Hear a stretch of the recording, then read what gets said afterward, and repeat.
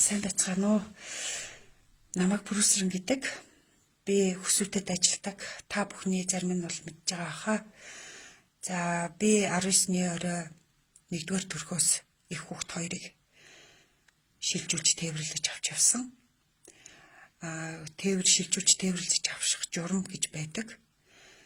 Би их хүүхдийг яаралтай тээвэрлэх зорилгоор хувийн алдаа гаргалаа. Тэгэхээр энэ бол бүхэн миний буруу. Тэгэхээр би нийт ээж хүүхд хоёроос уучлалт гумаар байна.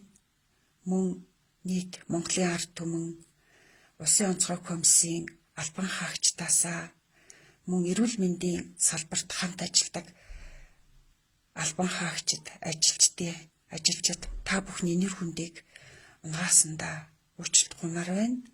Энэ бүх хариуцлагыг би өөрөө хүлээх болно. Тэгээд энэ бүх одоо миний алдаатай байдлаас болоод нийгэмд ийм бүхэнд л үссэнд харамсаж байна. Та бүхэн намайг уучлаарай.